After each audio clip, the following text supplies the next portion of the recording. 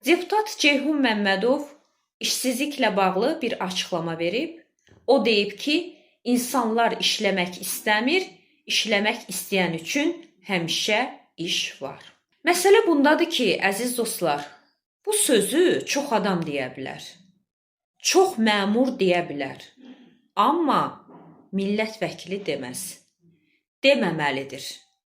Hərçənd ki, mən onları parlamentdə oturanları millət vəkili hesab etmirəm, onlar elə deputatdılar.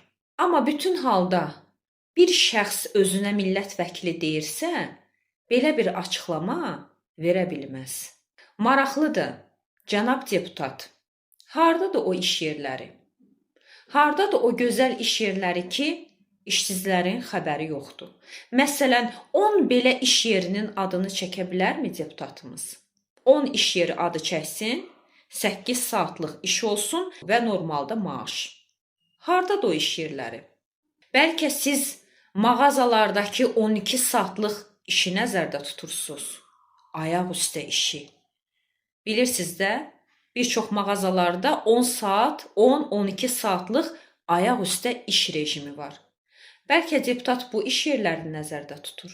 Yaxud hörmətli deputat, o iş yerlərindən xəbəriniz varmı? Və onu deyim ki, Ceyhun Məmmədov bir ilahiyyatçıdır. Və ilahiyyatçı olaraq da illər əvvəl mənim verilişimdə qonaq olub.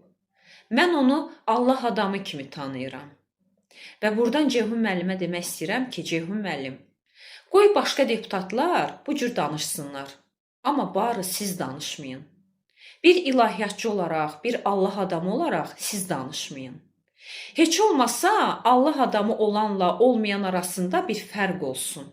Və bir mandat sizin inandığınız axirətdən daha önəmli ola bilməz.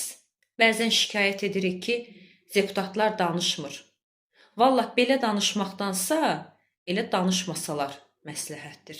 Hörmətli deputatlar, kimlərin vəkili siz bilmirəm, amma dəqiq millətin vəkili deyilsiniz. Və bu bir çox deputatlara aiddir.